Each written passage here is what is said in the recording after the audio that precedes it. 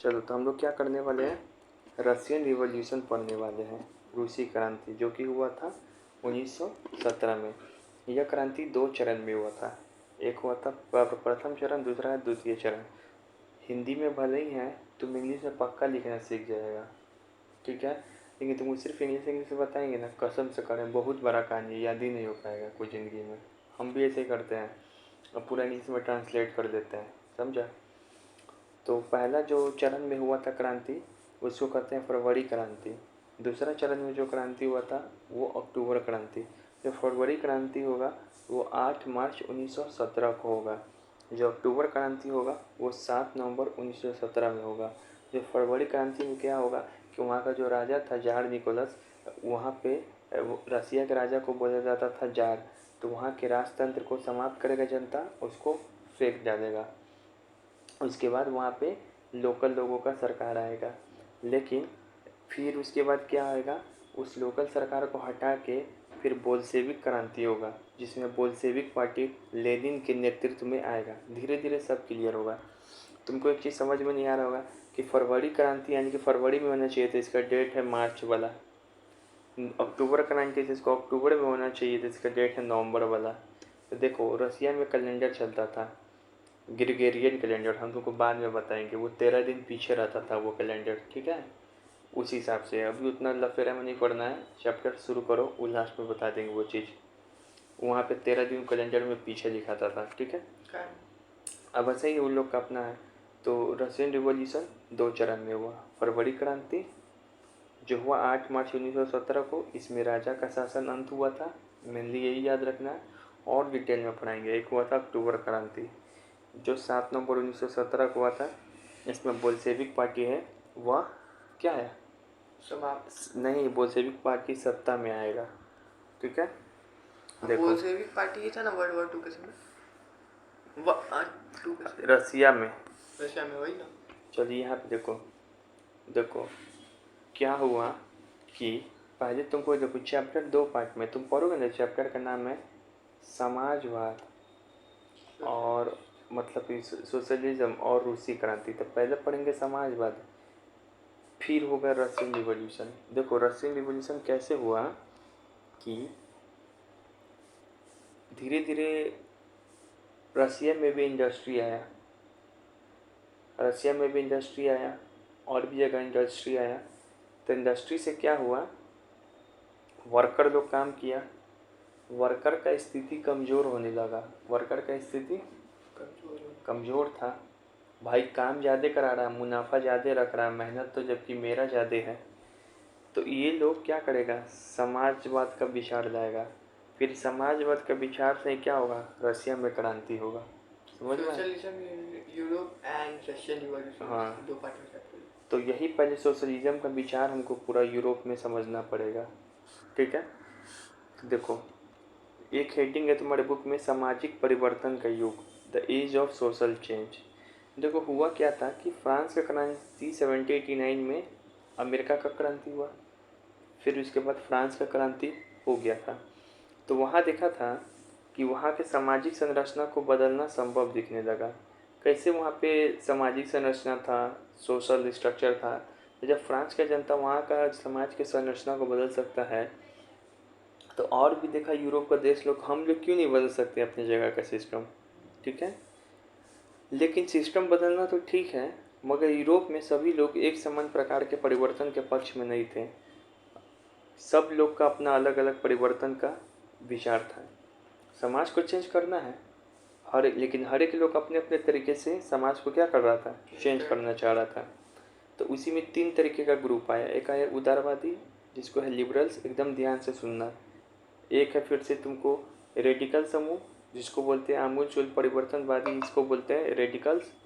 एक है रूढ़िवादी, जिसको बोलते हैं कंजर्वेटिव। ये 3 तरीके का यूरोप में क्या है, विचार है, जो समाज में परिवर्तन चाह रहा है। इन तीनों चाहेगा समाज में परिवर्तन करना, लेकिन अलग अलग प्रकार से, ठीक है। चलिए एक एक पार्टी को पढ़ते हैं। पहले किसको पढ़ेंगे, लिबरल्स को देखते हैं कि जो उदारवादी लोग थे उसको देखते हैं। क्या हुआ, कम कर दे इसे। नहीं पहले में दिक्कत हो रहा जो उदारवादी लोग हैं उसको देखते हैं कि क्या हुआ। तो यहाँ पे देखो एक एक पॉइंट याद रखना। उदारवादी ऐसा सरकार चाहता था कि रसिया मतलब कि हमारी इधर ऐसा सरकार स्थापना हो पूरी दुनिया में या यूरोप में जो सभी धर्मों को समान बराबर का सम्मान दे, सभी धर्म को एक समान माने। देखो क्या था कि जैसे कि ब्रिटेन है तो ब्रिटेन में चर्च ऑफ इंग्लैंड यानी कि प्रोटेस्टेंट का ही बोलबाला था, जबकि ऑस्ट्रिया और स्पेन में कैथोलिक चर्च का बोलबाला था। मतलब क्रिश्चियन के अंदर भी बौद्ध धर्म था, तो ब्रिटेन में प्रोटेस्टेंट का बोलबाला था और ऑस्ट्रिया और स्पेन में कैथोलिक का बोलबाला था। तो ये चाहता था किसी का बोलबाला नहीं रहे, सारे पूरे जगह क्या होना चाहिए, सभी धर्म एक समान दिखना चाहिए पूरी दुनिया में। ठीक है। फिर ये बोला वंश आधारित शासकों को अनियंत्रित सत्ता का विरोध करना। मतलब ये राजतंत्र जो वंश आधारित शासक है कि एक वंश का शासक ही बनते जा रहा है वहाँ का प्रमुख, और उसके पास शक्ति क्या आ रहा है अनियंत्रित, तो उसको विरोध करना। ठीक है। ये व्यक्ति मात्र के अधिकारों की रक्षा का पक्षधर था, मतलब व्यक्ति का अधिकार का बात करता था ये। फिर प्रतिनिधित्व पर आधारित निर्वाचित सरकार का पक्षधर, मतलब रिप्रेजेंटेटिव गवर्नमेंट की बात करता था कि चुनाव कर जाए, यही ना होता है प्रतिनिधित्व आधारित गवर्नमेंट। और ये क्या चाह रहा था, किसके विरुद्ध था, वंश आधारित, मतलब कि शासक उसक के विरुद्ध था ये। ठीक है। लेकिन इतना अच्छा बात तो बोला, लेकिन इसमें कुछ कमी था। इसके में उदारवादी विचारक जो थे समाज में परिवर्तन लाना चाह रहे थे, इसके में कमी था। क्या कमी था कि ये लोकतंत्रवादी नहीं थे, यानी कि ये डेमोक्रेट्स नहीं थे, not democrats, they are not democrats. सार्वभौमिक वयस्क मताधिकार के पक्ष में नहीं थी। यूनिवर्सल फ्रेंचाइज है, ये नहीं चाहता था कि सभी को वोट मिले, शासक वोट से आए, लेकिन ये सबको यूनिवर्सल एडल्ट फ्रेंचाइज सार्वभौमिक वयस्क मताधिकार देने के पक्ष में नहीं था। ये वोट देना किसको सिर्फ चाहता था, केवल जिसके पास संपत्ति हो, पैसा वाला हो। महिला को तो एकदम नहीं चाहता था ये, चाहे पैसा हो चाहे नहीं हो। दूसरा, जो पुरुष है वो अगर कर नहीं देता हो, टैक्स नहीं देता हो, संपत्ति नहीं हो, तो उसको भी वोट देने का अधिकार नहीं था। ये थोड़ा मोड़ा कहीं कहीं पे जो जमींदार लोग थे वहाँ पे यूरोप में, जिनके पास ज़मीन बहुत था, उद्योगपति लोग थे, जो फैक्ट्री मालिक था, ठीक है, उसका जो अधिकार है उसके पक्ष में भी कोई कोई बात बोला। मतलब कोई समाज में चेंज करना चाह रहा है, लेकिन इसका डिमेरिट दोनों देखा ना। ठीक है, कि इसका मेरिट, इसका क्या क्या विचार देखें कि ऐसा ये ऐसा सरकार की बात करता था जहाँ पे सभी धर्म क्या हो, समान रूप से सम्मान मिले सभी धर्मों को। जो भी राजतंत्र है वंश आधारित उसको समाप्त कीजिए, और प्रतिनिधित्व आधारित जो भी है निर्वाचित सरकार हो, वोटिंग वाला सिस्टम हो। लेकिन ये क्या सभी को वोटिंग देने के पक्ष में था? नहीं। तो तुमसे एग्जाम में यही पूछता है कि कौन सा तीनों विचार का नाम दे देगा, लिबरल्स, रेडिकल और था कंजर्वेटिव। इसमें से कौन महिला के वोटिंग के खिलाफ था? ये यूनिवर्सल एडल्ट फ्रेंचाइज के खिलाफ था, सार्वभौमिक वयस्क मताधिकार। तो तुम क्या मानोगे? क्या मानोगे? उदारवादी। ठीक है, अब उदारवादी समझ गए ना। अब हम लोग समझेंगे ये क्या नाम है यहाँ पे, ये वाला। फिर यहाँ पे हम लोग समझेंगे रूढ़िवादी, हाँ कंजर्वेटिव। रूढ़िवादी मतलब क्या है कि कोई चीज़ तुम्हारे जैसे पुराने विचार का लोग नहीं होता है कि मान लिया कि पहले के ज़माना में लोग घूंघट रखता था तो अभी भी घूंघटे रखेगा, वैसा टाइप का। एकदम कुछ सिस्टम में एकदम थोड़ा है ना, जल्दी बदलना नहीं चाहेगा। तो ये देखो, ये एक रेडिकल के विचार के भी खिलाफ थे, भी नहीं पढ़े हैं, ये उदारवादी, दोनों के खिलाफ था। ये कौन? कंजर्वेटिव यानी कि रूढ़िवादी। ये बोल रहा था कि 18वीं सदी में जो परिवर्तन के विचार का विरोध कर रहे थे, लेकिन फ्रांसीसी क्रांति, एक तो पहली बात की जो परिवर्तन हो रहा था 18th सेंचुरी में समाज में, उसका ये विरोध कर रहा था। लेकिन देखा कि फ्रांस में सोसाइटी चेंज हुआ है वहाँ की क्रांति से, तब इसको लगा कि हाँ बदलाव की ज़रूरत है, हम बदलाव हमें भी करना चाहिए अपने सोसाइटी में। लेकिन इसका कहना था ठीक है हम बदलाव करेंगे, ये चाहता था कि बदलाव करे, लेकिन जो अतीत का है, जो अतीत है यानी कि पास्ट है, उसको भी पूरी तरीके से समाप्त नहीं किया जाए। जो पास्ट है उसको भी पूरी तरीके से समाप्त नहीं किया जाना चाहिए। और जो बदलाव का प्रक्रिया है वो ग्रेजुअली स्लो होना चाहिए, यानी कि धीमा होना चाहिए, एकदम नहीं कि क्रांति व्रांति लाए एकदम बदल दिए सब चीज़, स्लो होना चाहिए। ठीक है, समझ में आया? अभी रेडिकल पढ़ लिए, सॉरी ये रेडिकल करें पहले, वो दोनों पढ़ लिए, रुद्रवादी और उदारवादी, समझ में आ गया? तो चलो, रुद्रवादी से क्या सरकार पूछेगा ऐसे स्टेटमेंट लेके कि कौन, मतलब पूछेगा ऐसा कि तीनों ऑप्शन दे देगा, अब पूछेगा कि कौन था ये तीनों विचारक में जो ये मानता था कि यूरोप में जो समाज में बदलाव होना चाहिए तो वो धीरे धीरे होना चाहिए, तो रूढ़िवादी, कंजर्वेटिव। ठीक है, इसके बारे में ये बात याद रखना है। अब आते हैं हम लोग रेडिकल। तीसरा नंबर पे कौन विचार था? रेडिकल, जिसको हम लोग रेडिकल भी बोलते हैं या आमूलचूल परिवर्तनवादी। देखो, ये लोग ऐसा सरकार के पक्ष में था जो देश की आबादी के बहुमत समर्थन पर आधारित हो, मतलब चाहता था कि कहीं पे भी सरकार बने ना तो ऐसा सरकार बने जो बहुमत पे आधारित हो। मान लो ये एरिया में हिंदू है तो यहाँ पे हिंदू की सरकार बनना चाहिए, ये एरिया में वर्कर है ज़्यादा तो वर्कर के आधारित सरकार बनना चाहिए भाई। तो यहाँ पे अल्पसंख्यक लोग तो उसके साथ तो नाइंसाफ़ी होगा। खैर, इसका सोचने का अपना प्लान था। ठीक है, रेडिकल तभी ना कि एकदम अल्टरवाद बोलेगा ये। ठीक है, तो ये ऐसा बात बोल रहा था। हाँ, जो रेडिकल था, सॉरी यहाँ पे जो है रेडिकल का एक बात तो समझ गए कि वो चाहता था कि ऐसा सरकार बने कि जहाँ पे बहुमत आधारित सरकार हो, और वो चाहता था इसके पहले उदारवादी ऐसा सरकार बने जो सभी धर्मों का सम्मान करे। ये कहाँ इस सम्मान वाला बात बोल रहा है? नहीं, ये तो बोल रहा है जहाँ भी बहुमत होगा वैसे सरकार बन जाए। ठीक है, एक कहानी नहीं है, इस सब एनसीईआरटी में लाइन अभी दिखा देंगे, बुक लाया है? ठीक है, दिखा देंगे, लिया ना। ये निजी संपत्ति का विरोध नहीं करते थे, लेकिन केवल कुछ लोगों के पास संपत्ति का संकेंद्रण का विरोध जरूर करते थे। बोलते थे जो रेडिकल है, सॉरी हाँ, जो रेडिकल है ये बोलता था कि देख भाई, प्राइवेट प्रॉपर्टी तुमको रखना है, निजी संपत्ति तुम रखो, सबको रखो, लेकिन किसी एक आदमी के पास इतना भी संपत्ति नहीं हो जाए, जमा होने लगे कि जिससे समाज में जो व्यवस्था है वो गड़बड़ा जाए। ये प्राइवेट प्रॉपर्टी की बात कर रहा है। आगे जब रसिया में समाजवाद से पूरी दुनिया में समाजवाद का जब विचार आएगा तो वो लोग निजी संपत्ति का विरोध करना स्टार्ट करेगा। निजी संपत्ति किसी का नहीं होना चाहिए, सब सरकार के हाथ में होना चाहिए। ठीक है,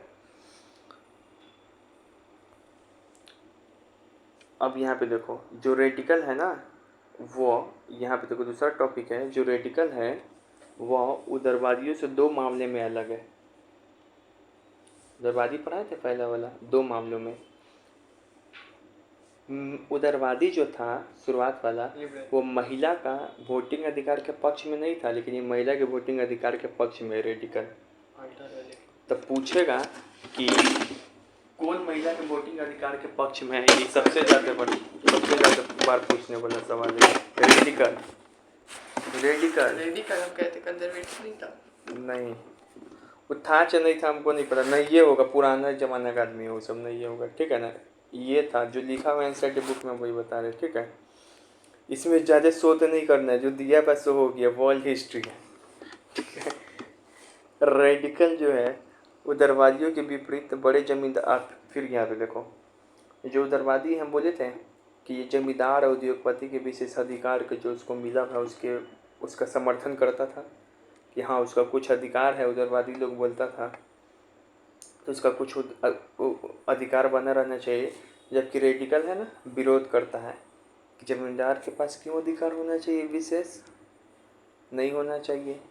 कि उद्योगपति के पास विशेष अधिकार होना चाहिए, नहीं होना चाहिए। लिबरल सपोर्ट कर रहा था क्या? लिबरल सपोर्ट कर नहीं रहा था? यहाँ नहीं देखा है तुमको? विशेष, हाँ वो तो अमीर था ना, यहाँ पे नहीं देखा है। लिबरल मतलब अमीर, लिबरल अमीर उमीर नहीं, उदारवादी। उदारवादी, लेकिन अमीर लोग था तभी ना अपना प्रॉफिट का बात कर रहा था। उदारवादी का मतलब होता है ना कोई चीज़ में ढिलाई देना। रेडिकल का मतलब होता है कि कोई चीज़ में है ना तुमको एकदम क्रांति वाला बात कर देना, और रूढ़िवादी मतलब जो पुराना विचार है उसी को रख ले रहना। ठीक है, तो फिर से हम इन तीनों विचारों को हम बता दे रहे हैं कि यूरोप में 3 प्रकार का विचार था। पहला जो था लिबरल, जो कि है उदारवादी। यह बोला था कि ऐसा सरकार हो यहाँ पे सभी धर्मों का सम्मान हो, और प्लस जो है यहाँ पे शासक का जो है निर्वाचन वाला बात कहा था, और वंशधारी जो शासक है उसको ख़त्म करने की बात बोला था ये। लेकिन इस विचार में गलती था 3-4 वो, कि ये निर्वाचन का बात किया लेकिन महिलाओं को वोटिंग का अधिकार देने का बात नहीं किया ये। और प्लस ये जो है जो कर देगा उसी को वोटिंग का बात कहा, जो नहीं देगा उसको नहीं है अधिकार। इसका ये इसको लोकतंत्रवादी नहीं कहा गया, दे आर नॉट डेमोक्रेट्स। लेकिन एक चीज़ और गलत बोल दिया ये कि जो जमींदार है उद्योगपति है उसको विशेषाधिकार का समर्थन कर दिया, जो उसको अधिकार स्पेशल राइट उसको समर्थन कर दिया। जो तुम्हारा ये था रूढ़िवादी यानी कि कंजर्वेटिव था, वो जो है वो रेडिकल और उदारवादी दोनों के खिलाफ था। वो तो चाहता ही नहीं थे कि पहले समाज में परिवर्तन हो, लेकिन देखा फ्रांस की क्रांति था, सोचा कि फ्रांस में क्या होना चाहिए, बट हमारे समाज में भी क्या होना चाहिए, परिवर्तन होना चाहिए। वो चाहता था कि परिवर्तन हो लेकिन ग्रेजुअली हो, स्लो हो। ठीक है, अब फिर उसके बाद जो है अब आते हम लोग कौन, रेडिकल। रेडिकल क्या बोला, रेडिकल तुमको बोला कि रेडिकल बोला कि ऐसा सरकार बने जो बहुमत के आधार पर बने सरकार, जहाँ पे बहुमत लोग का शासन हो, बहुमत जैसा चाहे वैसा ही हो। फिर बोला कि निजी संपत्ति का तो विरोध नहीं किया, प्राइवेट प्रॉपर्टीज़ का, लेकिन चाहता था कि केवल कुछ ही लोग के पास धन का क्या हो, संकेंद्रण नहीं हो, कंसंट्रेशन नहीं हो, एक ही लोग के पास जमा नहीं हो जाए। ठीक पूरी का बोला दुइये वो। अब उसके बाद जो है रेडिकल जो है वो जमींदार का और जो उद्योगपति लोग हैं उसका क्या करता था, विरोध किया। और रेडिकल एक और उदारवादी के खिलाफ अलग पक्ष दिया कि हम महिला को क्या करेंगे, वोटिंग राइट देंगे। तो याद रखना कौन वोटिंग राइट की महिला की बात करता था, कौन नहीं, कौन निजी संपत्ति का विरोध नहीं किया, और कौन समाज में धीरे धीरे चाहता था कि बदलाव हो, और कौन ऐसा सरकार चाहता था कि जो बहुमत के आधार पर बने। सारा पॉइंट क्लियर हो जाएगा। ठीक है, तो ये 3 पॉइंट है। और यहाँ पे एक चीज़ तुम देखो, नोट करके हम लिखे हैं कि रेडिकल और उदारवादी तुम सोचो आखिर क्यों ये सब मजदूर का मतलब कि क्यों थोड़ा सा मजदूर के बारे में क्यों सोच रहा है रेडिकल या उदारवादी। तो देखो रेडिकल और उदारवादी को ऐसा लगता था कि अगर हम मजदूर को मतलब कि एक मजदूर को अगर सुविधा देंगे और नागरिक को पढ़ा लिखा देंगे तो हमारा बाज़ार अच्छा से चलेगा। मतलब मजदूर के बारे में थोड़ा सा फ़ायदा सोचेंगे और नागरिक को थोड़ा पढ़ा लिखा लेंगे तब ना सामान खरीदेगा नागरिक। तो वो इस चक्कर में था, वो अब मजदूर का हित नहीं चाह रहा है, वो अपना प्रॉफिट चाहता था। दरअसल जो यूरोपीय समाज में जो रेडिकल ग्रुप था और उदारवादी ग्रुप था, यही दोनों व्यापार कर लिया था वहाँ पे, इस दोनों के पास पैसा था। इसी कारण क्या कर रहा है, थोड़ा सा विचार में अंतर है भले ही, लेकिन यही लोग मेन उद्योगपति थे वहाँ पे। ठीक है, तो इसी का नहीं देख रहा था, उदारवादी कर रहा था विशेषाधिकार रहना चाहिए, ये कह रहा नहीं रहना चाहिए। तो ये कह रहा क्यों नहीं रहना चाहिए, तो इसका मतलब ये नहीं कि मजदूर का ये अच्छा समझ रहा है, ये चाह रहा है कि हम अधिकार रहे लेकिन मजदूर का उसमें क्या हो, भलाई हो थोड़ा, तब ना हमारे लिए प्रोडक्शन, उसको खुश रखेंगे तब ना कंपनी में काम करेगा। तो इस फिराक में था, समझ में आ गया। तो ये बात है, प्रॉफिट गेन करेंगे। अब यहाँ पे देखो, अब यहाँ पर जो है हमारा दूसरा टॉपिक है कि यूरोप में समाजवाद आना। तो देखो अभी तुम यूरोप का तुम समझ गए 3 वो विचार, उसको भूल जाओ, समाज में क्रांति बदलाव की बात कर रहा था। अब जो है यहाँ पे है, भूल नहीं जा मतलब कह रहे तुम्हारे बुक में है, वो भूलने की बात नहीं कर रहे, मतलब करे थोड़ा सा दूसरा टॉपिक है। अब यूरोप में समाजवाद, तो यूरोप में समाजवाद कैसे आएगा, तो पहले जानेंगे इसमें 3 टॉपिक कि समाजवाद का अर्थ क्या है, सोशलिज्म का, समाजवादी विचारधारक कौन कौन सा है, कोई होगा ना यहाँ पे गांधी जी सब की तरह जो इस विचार को फैलाए, कोई समाजवादी पार्टी बना है, विचार तो कैसे फैलेगा, कोई पार्टी वगैरह बनेगा तब ना। तो पहला पॉइंट हम लोग ये देखेंगे कि समाजवाद का अर्थ क्या है। ठीक है, तो पहले समाजवाद आएगा वहाँ पे रसिया में, तब रिवॉल्यूशन होगा। इस विचार को जानेगा लोग तब ना रिवॉल्यूशन करेगा। ठीक है, रिवॉल्यूशन पहले ही क्यों नहीं हुआ? ये विचार था ही नहीं, इस कारण नहीं हुआ। ठीक है, देखो तो 19वीं सदी में ना, 19th सेंचुरी में, इसके मध्य में जो यूरोप में है, समाजवाद का आगमन होने लगा। ठीक है, रूस क्रांति है, रूसी क्रांति के तहत ये मतलब रूसी क्रांति को इतना प्रमुख माना जाता है कि यही वास्तव में समाजवाद का जो विचारधारा है, संसार में पहली बार वास्तविक रूप यही दिया, यही क्रांति।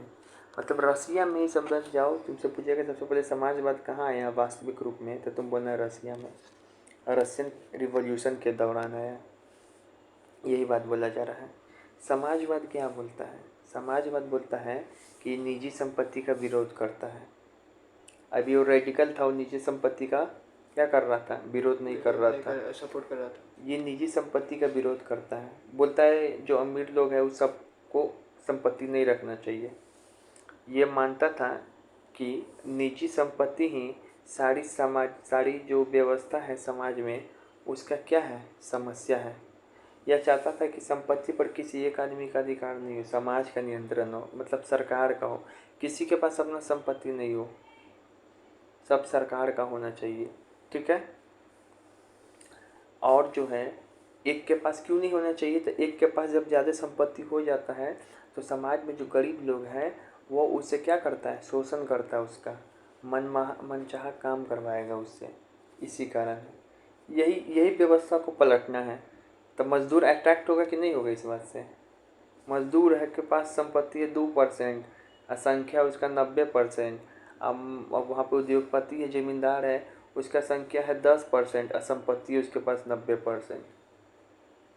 तो सिस्टम गड़बड़ा जाएगा ना, तो लोग परेशान था। ठीक है, तो वो चाहेगा कि समाज में क्या परिवर्तन हो। अब ये बात सुन लिया कि निजी संपत्ति नहीं होनी चाहिए, और वो क्या करेगा? क्रांति करना शुरू करेगा।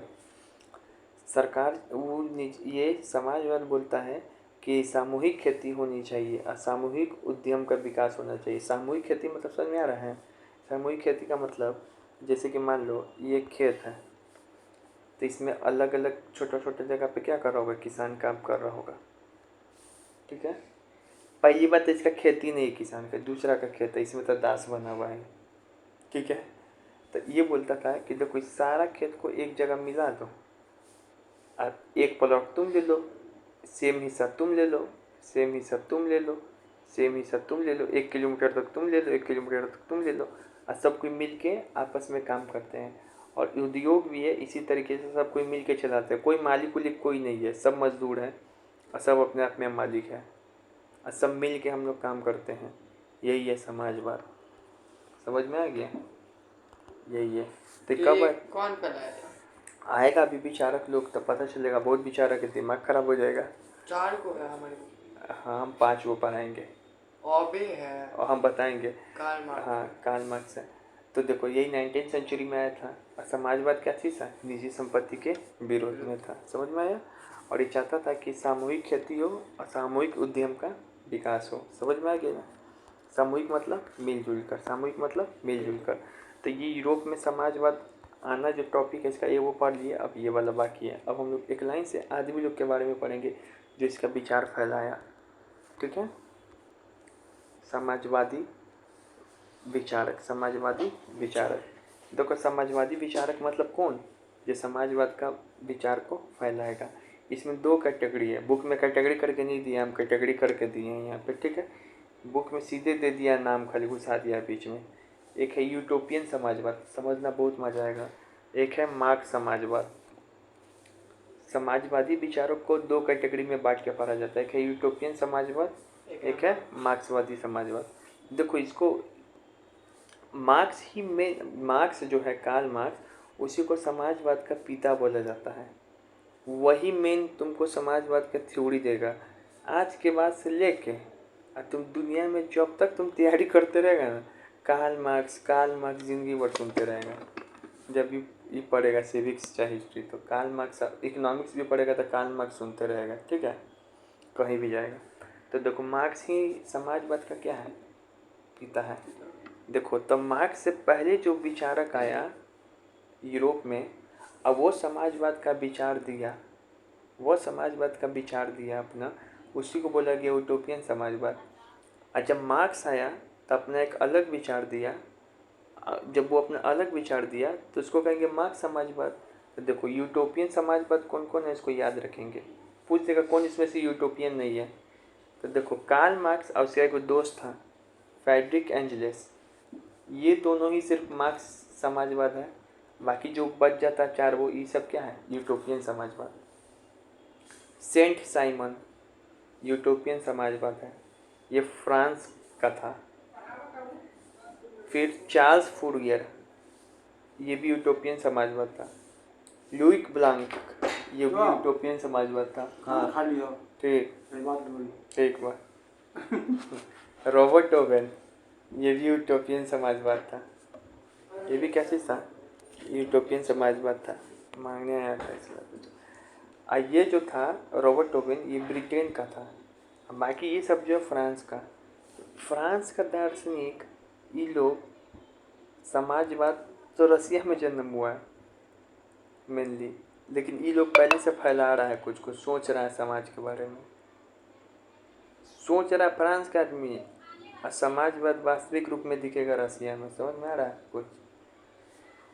तो ये सब जो है फ्रांस का था। ये वो सिर्फ तो था, फ्रांस में क्या निकल गया? फ्रांस में समाजवाद का जरूरत नहीं था, ठीक है। बोनापार्ट तो वैसे ही रुक रहा था। वो सब वहाँ पर दूसरा कुछ कुछ ऐसा ही टाइप का वहाँ पर भी सिस्टम था कर उड़ वाला, लेकिन यहाँ पर मेन रूप से दिखेगा समाजवाद, ठीक है। तो यहाँ पे जो है रॉबर्ट ओवेन, ये ब्रिटेन के थे, ठीक है। अब हम लोग जानते हैं आखिर क्यों यूटोपियन समाजवाद इसको कहते हैं। नाम तो पर एग्जाम्पल क्लियर हो गया, ठीक है,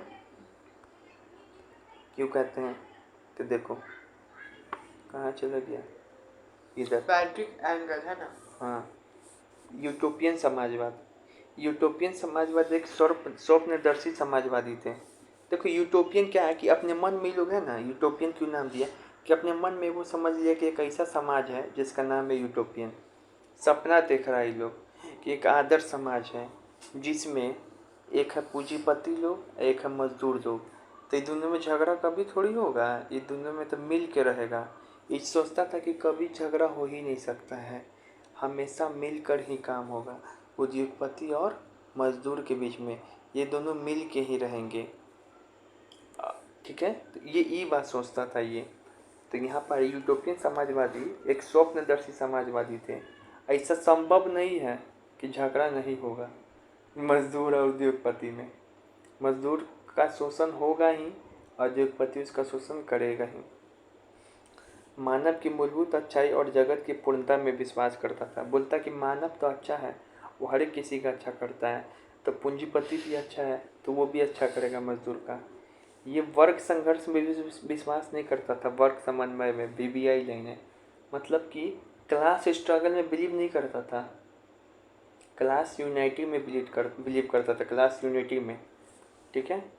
फिर से ये आरंभिक चिंतक हैं जिन्होंने पूंजी, लेकिन इसका एक चीज़ महत्व है, भले ही बात गलत बोल दिया कि नहीं होना चाहिए, लेकिन एक चीज़ तो पहली बार तो यही बोला ना, पहली बार दुनिया में पूंजीपति और श्रमिक लोग के बीच क्या संबंध, मतलब ये सब सोचना स्टार्ट कौन किया, पहली बार यही लोग सोचना स्टार्ट किया कि मतलब पूंजीपति लोग या श्रम के बाद जो समस्याएं हैं, समस्या था माना कि हाँ इसका ये शोषण करता है, लेकिन इसका सॉल्यूशन क्या दिया कि तुम मिल के रहो, इसके साथ तुम मिल के रहो।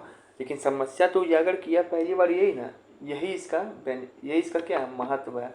और एक और चीज़ महत्व है कि अगर ये नहीं आया होता तो कार्ल मार्क्स क्या किया कि इन्हीं लोग से सीख के और अपने विचार अलग दे दिया।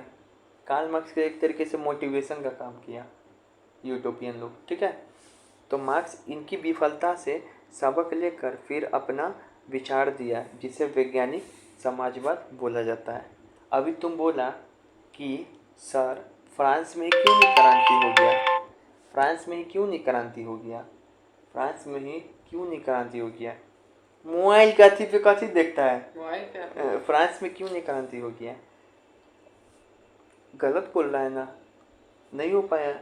कार्ल मार्क्स आएगा रसिया में, भले बाहर का रसिया में बोलेगा, वहाँ पे रिवॉल्यूशन हो जाएगा। समझ में आ गई? लोग तो विफल हो गया था ना, भले समाजवाद को फैलाना चाहा लेकिन इसका प्रयास क्या हुआ था, विफल हो गया था। लोग सपना देख रहा था कि हाँ आना बहुत अच्छा है। हाँ, ऐसा ऐसा सपन, इसी का स्वप्नदर्शी बोलते हैं। और जो अधिकांश यूटोपियन समाजवादी है ना, वो फ्रांसीसी था। देखा ही है, रॉबर्ट हाँ, बॉन को छोड़, अच्छा। रॉबर्ट, चारों में से 3 वो ब्रिटेन वाला ये वो था। को छोड़ के, जो रॉबर्ट टोनो ब्रिटेन का, बाकी सब कहाँ का था? फ्रांस। फ्रांसीसी था। ठीक है, तो तुमको यही याद रखना है कि जो यूटोपियन समाजवाद क्या है, कि स्वप्नदर्शी समाजवादी था। ठीक है, और ये मानव की अच्छाई में विश्वास करता था। ये सबसे इम्पोर्टेंट बात कि ये वर्ग संघर्ष में नहीं, क्लास स्ट्रगल में नहीं, वर्ग समन्वय की बात करता था। और ये सबसे इनिशियल चिंतक था, ये लोग इनिशियल थिंकर था ये। और यही सबसे पहली बात, जब पूंजीपति आश्रम के बाद जो भी समस्या है उसको, ठीक है ना, उसको क्या है, उसको समस्या को निराकार करने का प्रयास किया। ठीक है, लेकिन इसी का जो विफलता होगा, उसी से क्या होगा, आगे बढ़ेगा और कार्ल मार्क्स अपना अलग बिछाड़ देगा। ठीक है, और अधिकांश जो तुम्हारे यूटोपियन समाजवादी कैसा थे, फ्रांसीसी थे, मतलब फ्रांस में ही जन्म हुआ था। ठीक है, अब हम लोग एक एक करके इसको पढ़ते हैं, आज बड़ी इसको कर ले रहे हैं, फिर कल कार्ल मार्क्स को पढ़ेंगे। ठीक है, तो पहला देखते हैं किसको, इसको यूटोपियन समाजवादी को अब एक एक का विचारक देखते हैं। Robert oven. रॉबर्ट ओवन ये है ना, ये ब्रिटेन का था दार्शनिक, और साथ ही फिलोसफर तो था ही, साथ में ये उद्यमी भी था, मतलब मालिक भी था।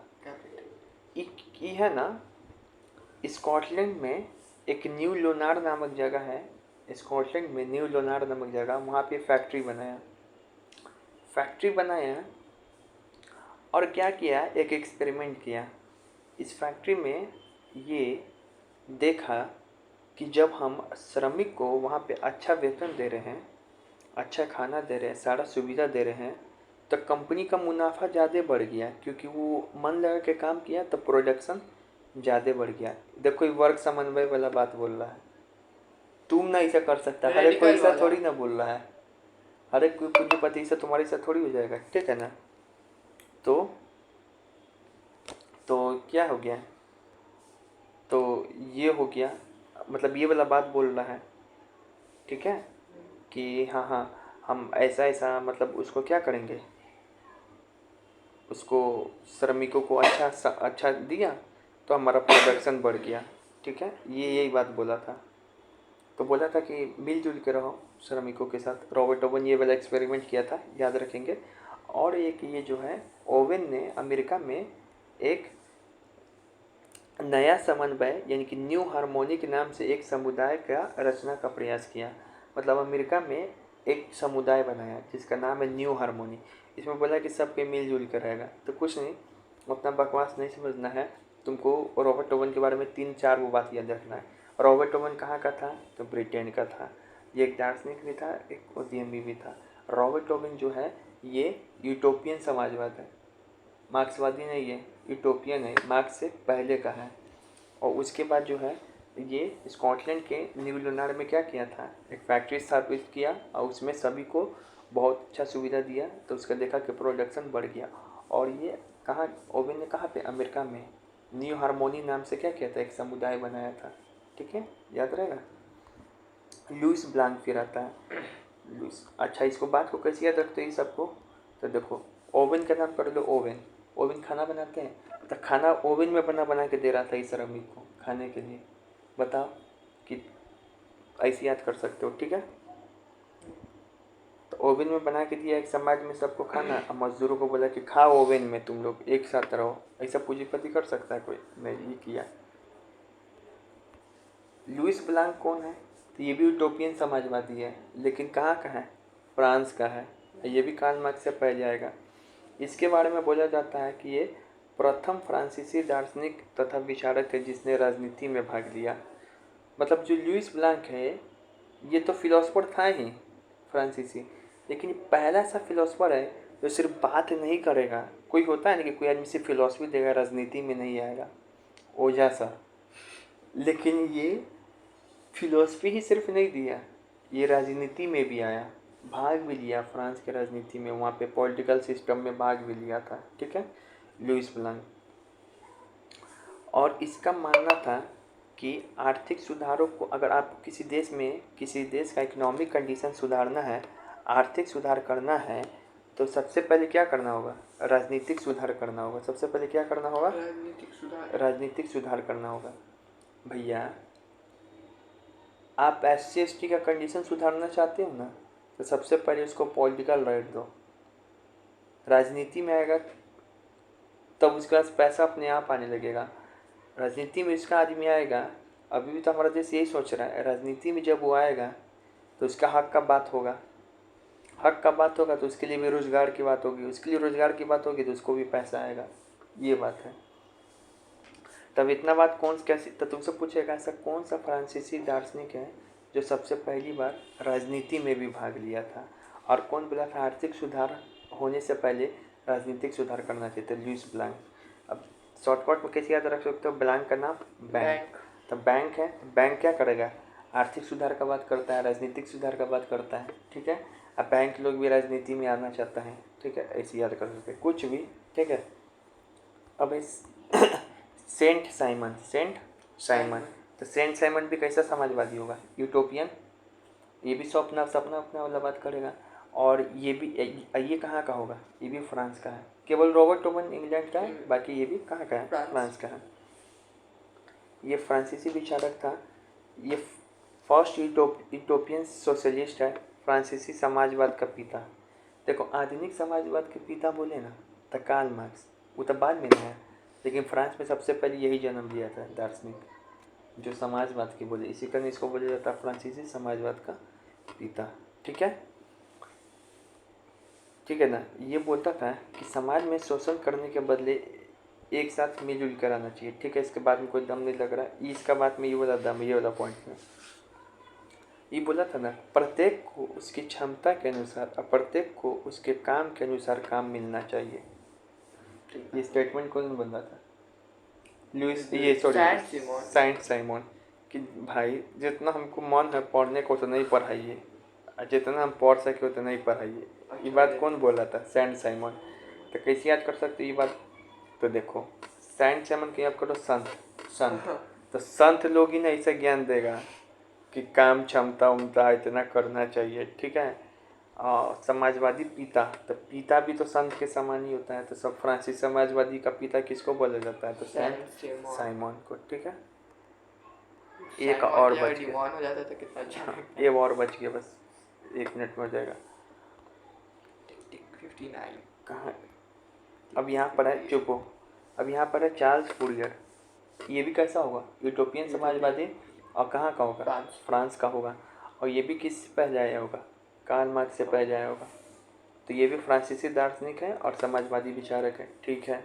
ये बोला ना कि ये जो आधुनिक उद्योग है ना, इसका विरोध किया, औद्योगिकवाद का। बोला कि अभी जो इंडस्ट्री इतना बड़ा बड़ा चल रहा है, इतना बड़ा बड़ा कारखाना है, कि इस सबको बंद करो। इसका मानना था कि श्रमिकों को है ना बड़ा बड़ा कारखाना में काम ना करके छोटे छोटे शहर में, गांव में, घर में काम करना चाहिए।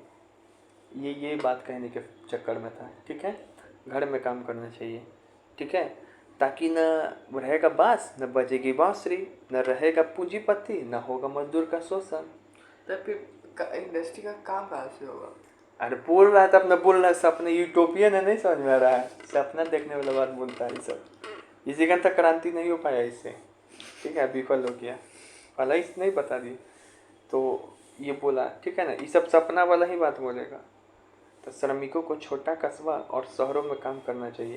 तो इसी को इंग्लिश में बोलते हैं ना फ्लैंक्स बनाने की योजना। फ्लैंक्स मतलब छोटा छोटा कस्बा शहरों में रहने का योजना कौन बोला था श्रमिकों को? तो फूरियर। तो फूरियर से याद रखेंगे, फ्लैंक्स का बात किया, फूरियर फ्लैंक्स का। अब चारों दार्शनिक को एक बार में बता दे रहे। फूरियर बोला था फ्लैंक्स वाला बात, छोटा छोटा कस्बा, आधुनिक औद्योगिक बात का क्या किया था? विरोध किया था, ठीक है। उसके बाद जो तुम्हारा है साइमन जो है, ये वाला ज्ञान वाला बात बोला था कि प्रत्येक आदमी को उसके काम और क्षमता के अनुसार क्या मिलना चाहिए? काम मिलना चाहिए, ठीक है। और ये फ्रांसीसी समाजवाद के इसको पिता भी बोला जाता है। और जो ब्लैंक था, जो लुइस ब्लैंक था तो इसको याद किए थे हम बैंक से। तो बैंक क्या करता है, राजनीतिक और आर्थिक सुधार के बाद तब बोला कि पहले आर्थिक सुधार होने से पहले राजनीतिक सुधार होना चाहिए। और प्लस ये ऐसा फ्रांसीसी प्रथम दार्शनिक था जो कि राजनीति में भी भाग लिया था ये ब्लैंक। तो बैंक भी राजनीति में भाग लेता है, इसे याद कराए थे। और फिर से रॉबर्ट ओवन के बारे में याद कराए थे कि ओवन में बना के सबको खाना दिया था, अपने फैक्ट्री स्थापना किया था कहाँ पे, न्यू लोनार नामक स्थान पे स्कॉटलैंड में। तो इसको देखा कि वहाँ पे हम मजदूर खुश रखे, ओवन में बना के खाना दिए तो प्रोडक्शन खूब बढ़ गया था। ठीक है। और फिर एक अपने मन में वो कल्पना कर लिया था, न्यू हारमोनी नाम का सोसाइटी बनाया था कहाँ पे, अमेरिका में। ठीक है, न्यू हारमोनी नाम का। तो ये तुमको हम आज यूटोपियन समाजवाद पढ़ाएं, कल तुमको कार्ल मार्क्स का थ्योरी पढ़ाएंगे जिसका नाम है वैज्ञानिक समाजवाद। उसको क्या बोलते हैं, वैज्ञानिक समाजवाद। ये लोग तब प्यार से बात कर रहा था, ये बोल अब हम कल बताएंगे कि क्या बात कह रहा था ये कार्ल मार्क्स। ठीक है, बाय।